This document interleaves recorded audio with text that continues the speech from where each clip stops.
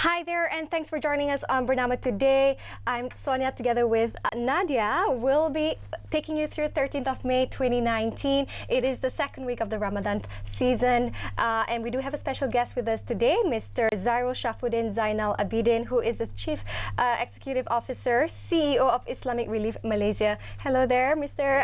Zairul Syafuddin, and thank you so much for being with us here today. It's our pleasure. It's my pleasure. Yeah. All right, so we talked about Islamic Relief.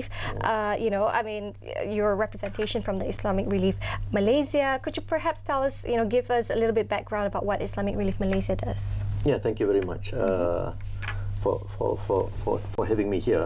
Basically, Islamic Relief, we have been around for the last 36 years. We started off in the UK in Birmingham, and then we have been serving now more than 50 countries, regardless of race, colour and religion. And we have got about 4,000 to 5,000 staff full-time. And I'm currently heading the Malaysian office with about 60 staff. And the purpose of setting up of Islamic Relief Malaysia is just a continuity of the whole humanitarian network which we have been actually doing the initiative, whether it be in relief, in development, in seasonal programs and so on. And my KPI basically is to raise funds from Malaysia for the local programs in Malaysia, as well as to actually channel our funds to the other countries, which is actually much more difficult than Malaysia. That is in a nutshell. Yeah. So Malaysia is actually a hub for the projects that you're doing, not only in country but outbound as well? I'm not really saying it's a hub, but it seems that Malaysia has been a model, it's part of the Islamic Relief family, because they see our stability and the good people that we have and so on. So in a way, indirectly, I've been also assigned to oversee some of the projects within the ASEAN countries. Okay. Yes. Okay, you talk about the projects in ASEAN countries. Could you perhaps tell us what the ongoing projects? I know Nadia mentioned earlier Care for Hunger that's being run by you. Yeah, right thank you very much. Basically, when people come to Islamic Relief, I say we are not 24/7, we are 26/9. I'm not sure whether you guys understand what that means. What does that mean? It simply means that Islamic Relief never sleeps, because you're talking about more than 850 million people that sleeps hungry, sleeps hungry every day, regardless of whether it is Ramadan or not. We are helping. We are talking about people with so-called fasting, but never know when they're supposed to be breaking their fast, because you're talking about famine and so on and so forth. Now, Care for Hunger is an initiative which we have implemented for the last two or 3 years. It becomes a signature. You can see in the photos itself, those are some of the beneficiaries, in Malaysia as well as abroad. Don't ask why 2018, because those photos were taken when we implemented this Ramadan Care for Hunger in 2018. That was last year. So as far as Care for Hunger is concerned, why we're putting Care for Hunger there is because we would like people to be actually mindful about that's your neighbor and so on, who is actually in need, whether it be in short term, long term and so on. So the target of Care for Hunger would be, we are talking about serving 2 million people in more than 33 countries. We are talking here about 3,000 over food packs for about 1 million people, especially in countries where it's very difficult for you to have access. You're talking about Gaza, you're talking about Syria, you're talking about Yemen, you're talking about Somalia, you're talking about Bangladesh, you're talking about Sri Lanka. And that's right. These are countries which I have been there myself to see for my own self, risking our life sometimes. Sometimes we just call it humanitarian mission can be like a one-way ticket, because we're not sure whether we'll come back or not. I'm going to push the envelope a bit and ask you, holding the banner Islamic Relief, I mean, in a time where, I don't like to say this, but a lot of hate-based crimes and people using the name of religion to push for their own ideals, have you found that Islamic Relief is having a tougher time trying to get into the places of conflict to provide assistance that you need, including Care for Hunger, just because you say you are Islamic Relief? Yeah, definitely. Basically, all of the international humanitarian players, whether they're Christian-based, Muslim-based and so on, we are facing that kind of challenges. What more with Islamophobia coming in, this becomes an opportunity for us to say that Islam is Rahmatan lil Alamin, it is Salam, it is peace. Yes. We are actually helping all, and this is what the Prophet have been teaching, through actions and so on. So with this small, humble effort that we're doing, helping all, regardless of race, color, religion, and whatnot, we hope that we can achieve this mission of creating a true caring world. because the world have got so much conflict, so much problem. Let's be part of the solution. So basically, coming back to care for hunger in Ramadan is not just talking about helping them. It's actually about helping us. That's right. It is inculcating the kind of spirit, the kind of mindset, to take care of others.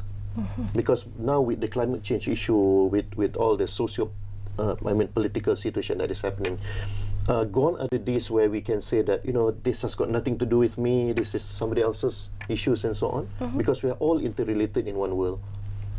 That's why our vision, we strongly suggest, is about creating a caring world where communities are being empowered, social obligations are being fulfilled, and people respond as one to the suffering regardless of race, religion. Regardless of race, That's right. I think that's a very, very good initiative, Zairul. There's the care for hunger efforts that you do during the Ramadan period in Malaysia. Could you also share, because you're present in different parts of the world, what are the difference between the Ramadan in Malaysia and in the other Islamic countries? Yes, Alhamdulillah, I have my own opportunity, Alhamdulillah, to actually spend Ramadan in Somalia. Somalia is the top 3 very challenging country in the world. I was in Mogadishu, I went to Balad. Also in Jordan, where I spent the time with the Syrian beneficiaries there. It's definitely very much more challenging than what we could see in Malaysia. Regardless of the kind of challenges that we're facing here. I used to put it in a more simple term to say this. I say that if you have got nothing to drink at home, at least you can see the river over there. At least the Malaysian river, there's still water flowing. But in these countries which I have been, the rivers have actually dried up.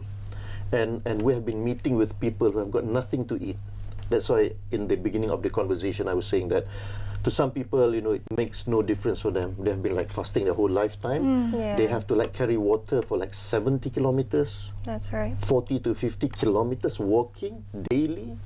And we've met with actually, children as well as women who have to walk their lifetime just to carry about 15 liters of, water for survival purposes. At least we've got something to drink here. Forget what the color and so on. At least we've got some green leaves to eat. I've met with people in Afghanistan who have got nothing to eat, and they just have to they had to swallow pebbles. It's really kind of alas perut in that true sense. That's right. So taking into consideration this, donating is one thing, but pray for them and keep abreast with yourself about what is happening worldwide. That will help us to actually enrich our own spirituality, mindset, and so on, and become a better Malaysian as we move forward. That's right. I think that's a very good point that you have there, Mrs. Zairul. You talk about you have 60 people in Malaysia right now, and I'm hearing all this, and it's very amazing to hear that you have global presence. How can people help? If there are people out there, how do we get on board? Yes, who wants to volunteer, how do they get on board? 0389263434. 0389263434. Could you repeat that to the camera, because that was a very important number for them to remember. That's our office phone number, 0389263434. But nowadays everything is on mobile apps and so on. So just go to our Facebook, Islamic Relief Malaysia, or just go to our Instagram. Nowadays with the current generation, not my generation definitely, but I have to learn their style of doing things. It's IR_MY Instagram or Twitter. You're on Instagram as well? As well, yes. Or basically to the website, www.islamic-relief.org.my. Okay. Great. I think we do have a lot more time. That's great. Maybe volunteers out there who are interested, they can start applying. Sure. Can you tell us a little bit about the voluntary, the aspects of the people when they volunteer? What sort of people are you looking for? Are you looking for? We're looking for everyone for that matter. Everyone for that matter. There's no age limit. There's no retirement age as far as volunteers are concerned. Number one. Number two is you don't have to carry physically heavy boxes. Leave it to the young guys. But we're talking about volunteering maybe even through your expertise, through your networks, through maybe just tweeting or just going FB Live. Is this just in Malaysia, or you're also open to applicants around the world? From around the world, because we've got even volunteers coming all the way from Canada, for that matter, from the UK. They've been here. Right. But you're based in Malaysia, and what about the projects that are in the other Islamic countries? Who runs it? Is it also run by? Interestingly, as far as the Islamic Relief family is concerned, the projects is implemented by the field officers in that particular country. When I'm talking about Somalia, I'm talking about Somalian staff. They are local. They know what is happening. They know the culture. They know the mindset. The national professionals to come in and be empowered to join. And they are actually the one who is doing the assessment and so on. That's why I can give you now specific figures of these countries, because our presence there are permanent presence. So as far as volunteers are concerned, talking about Malaysian, non-Malaysian, anyone can come in. But normally, as far as volunteering is concerned, we focus on our projects in Malaysia, because we have never, we remember as well to play our role as a Malaysian-based NGO to help them, to help the needy Malaysians, whether it be urban poor as well as, in the villages and so on and so forth. That's right. That's a very good point. You mentioned about Care for Hunger. That's a project that's being run in Malaysia during the Ramadan period. Let's talk about, besides the Ramadan period, what sort of projects that you run under the Islamic Relief Malaysia? Basically, our concept has been we take the approach of a touch and stay. Okay. Of course, in so Malaysia, it's different from touch and go. The touch and go is fast and easy. But as far as empowering people is concerned, you need time. Okay. You need time. You need to understand them. You need to do the assessment. You need to do visits and so on and so forth. So basically, Care for Hunger, Ramadan Care for Hunger is just part and parcel of the whole spectrum of packages that we have. We have got Cheer to School. We have got Sustainable Livelihood. We have got health, and so on and so forth. You can imagine how we empower an Orang Asli community, because from our assessment, this kampung actually is in Pahang. We found out that actually they like to play chess. Oh. And we managed to garner donors actually to buy good chess set for them. Yeah. And finally, these children, they've got that potential, and we managed to unlock it in such a way that not only they won the competition in Malaysia, but some of them actually represented us and actually captured some medals at the ASEAN level. Wow. That's very good news. From the Orang Asli, playing chess, going ASEAN level. Yeah. So we are talking about empowering people so that they can empower others, they can help others.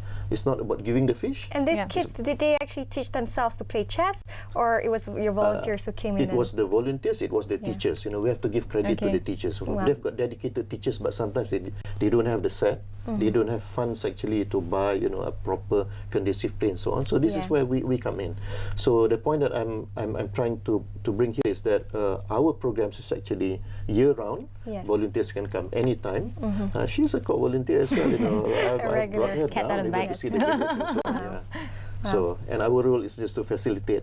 We've got great Malaysians, good Samaritans out there. Let's polish them and make them to be the best Bring Malaysian. them out. Go down. They say turun padang, and help out these people. Exactly. I think that's a very good point. Another thing I wanted to ask: you talked about that chess. Is that one of the biggest projects, or would your Care for Hunger during Ramadan period consider? What's your biggest project in general? Okay, the biggest project is of course the Ramadan Care for Hunger. But then at the same time we are repairing houses too. Repairing houses. Wow, this is like a wholesome. It's nice to hear that Islamic Relief is looking at what is the whole spectrum of need for the beneficiaries and the key stakeholders that you are trying to assist. So you were talking about assistance for school-going children, and then it piqued my interest when you said sustainable livelihood. So could you share a little bit about what you mean by sustainable livelihood? As far as sustainable livelihood is concerned, we have got cases where we empower our beneficiaries. They are urban poor in some of the PPR. They wanted to do some business like making kuih. One particular case is about selling corns. Like microfinance for business? Yes, that's right. But it's not only that. It's also about empowering them, about exposing them, giving them trainings, and then linking them up to various relevant institutions in Malaysia who actually does this kind of training to actually build a lot of entrepreneurs. So quite a number of them have moved up from the B40 all the way to T20, whatever. So from a zakat payer, from a zakat contributor, recipient and to a zakat contributor. Oh, that's great. This is what we're talking about, empowering. Wow, that's great. Thank you so much, Mr. Zairo. I think that's all the time that we have in the studio for you today. Thank you so much for joining us on Bernama today. Signing out, I'm Sonia and Nadia. And see you soon. Bye. See you soon. Bye-bye.